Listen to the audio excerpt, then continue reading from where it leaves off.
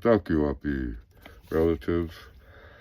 My voice comes to you today over the airwaves, carrying a heavy message, but one filled with urgent truth. We need to speak honestly about the deep wounds tearing at the fabric of our families, our communities, and our very spirits. From a Hunkpapa perspective, we understand that evil isn't just a distant mess.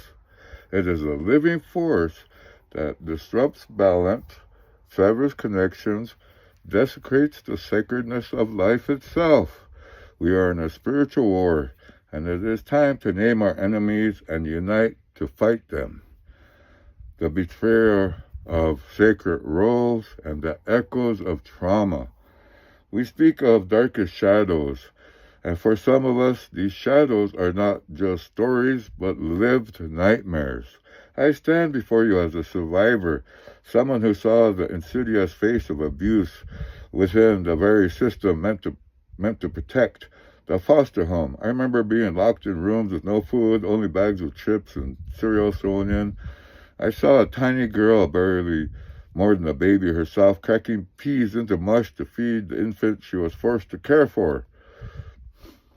This is the living legacy of imbalance, the direct result of a world that has lost its way, and it leaves wounds that run deeper than flesh and bone.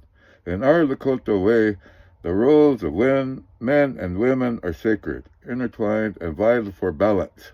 A man, a Wichasha, is meant to be a shield, a protector, a provider. He's to stand strong, both physically and spiritually, for his family, his Tioshpe, and his people. He protects the sacredness of women, the givers of life, and the innocence of children, our future. But what happens when the protectors become the perpetrators? What happens when it's the men, the very ones meant to defend, who are harming women and children through pedophilia, sexual assault, and other forms of violence? This is a profound rupture of the sacred order. It's as if a malevolent force, a spirit of greed, lust, and cruelty, has seized the essence of that man. This isn't the Wichasha that was meant to be. It's a profound spiritual illness, a perversion of the sacred masculine. It's the ultimate act of betrayal, a horrifying example of the cunning and manipulative forces of Ganashkia at work. And then there's another reflection in this painful mirror. We hear the anguish that some women, though carrying the sacred gift of children, can act in ways that also destroy men. This is a sorrowful feeling when they act like the sacred white buffalo calf woman when inflicting pain. They just touch them and the men become skeletons. Let it be clear that Pisawi, the white buffalo calf woman, is the embodiment of harmony, generosity, and respect.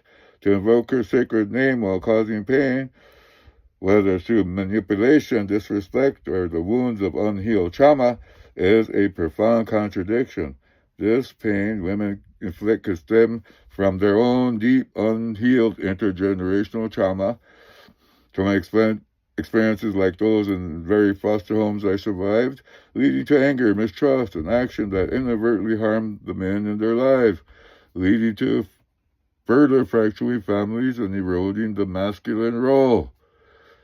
The assault on our elders. Beyond this, we face another agonizing truth, the abuse of our elders, our Unchi and our Lala, our living libraries, the keepers of our history, language, and wisdom. They are to be cherished and cared for. But tragically, we see people, often family members, turning against them. They are abusing our elders, stealing their money, their possession, even their food. And for what? For the insatiable hunger of alcohol and meth. This isn't just theft, it's a profound violation of trust, an act of spiritual poverty so deep it chills the blood. Those meant to care for our elders become their tormentors. This reversal of roles is a sign of ultimate spiritual imbalance, a direct challenge to the teaching of respect and reciprocity that define us. The honor due to an elder is trampled underfoot by the desperate scramble for a temporary high. The demonic grip of addiction and intergenerational trauma. What drives these devastating betrayals? While specifics vary, a chilling commonality emerges. The grip of alcohol and methamphetamine addiction, often fueled by the unaddressed trauma from experiences like the ones I endured in foster care or the historic trauma that runs through our people. These aren't just substances. They are spiritual forces of destruction. In Western terms, they speak of demonic possession, where an entity invades and controls. Isn't this strikingly similar to how addiction operates? One, loss of self and agency. The user's will seems overridden by insatiable craving. Their personality alters, their own thoughts and their actions no longer feel their own.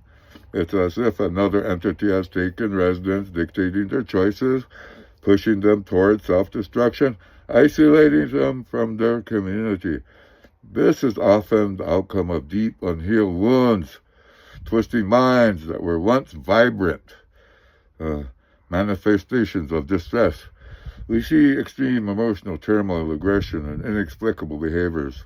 These are profound internal and external disruptions, whether caused by a demon or poisons of addiction, often rooted in the silent suffering of past abuse. A consuming fire. Alcohol and meth consume not just the user, but everything around them. They demand sacrifice, first integrity, then relationships, then respect, then, and finally, even the very resources of our most vulnerable, our elders.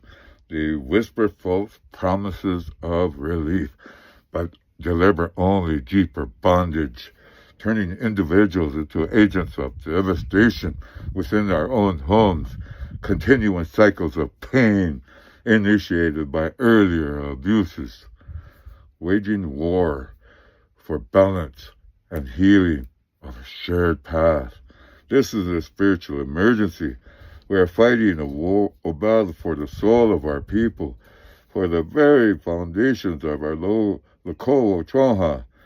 To win this war, we must, one, acknowledge the truth of all trauma. We must bravely name these evils for what they are, including the hidden abuses from foster homes, residential schools, and all the places where innocence was stolen. We must understand how these past wounds fuel current destruction, reclaim and re-educate men. We must return to our foundational teachings of responsibility, honor, and deep respect for women and children. We must teach young men what it truly means to be a Waitasha, a protector, and a strong pillar, healing the wounds that lead to harm, reclaiming our women's true sacredness. This means connecting with the authentic teachings of Pistasawi to a path to inner strength, wisdom, nurturing, and living in respectful relationship, healing the trauma that leads to harmful behaviors. So heal the feminine and masculine together. We cannot heal one without the other. Both men and women must acknowledge their pain and their part in the imbalance, offering compassion for the struggles that might have led to their own brokenness. Protect our elders with fierce love. We must stand as a unified community, identifying those who are vulnerable and creating impenetrable circles of care around them. We must open our eyes and hearts to the signs of elder abuse and intervene. Break the chains of addiction.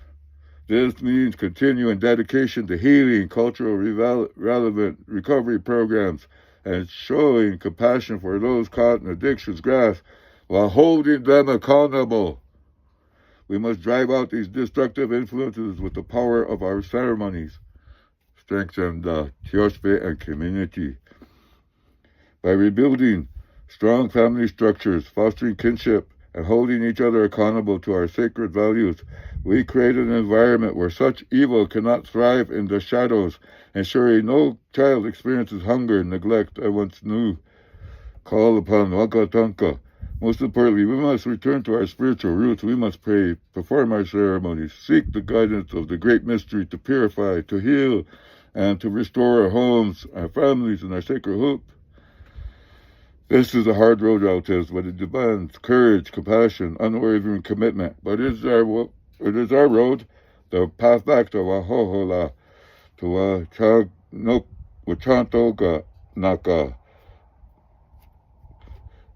to living memory in harmony with Wakataka and all of creation. It is our battle for our present, for the children, future of our children, for the restoration of the sacred hoop, with Wase.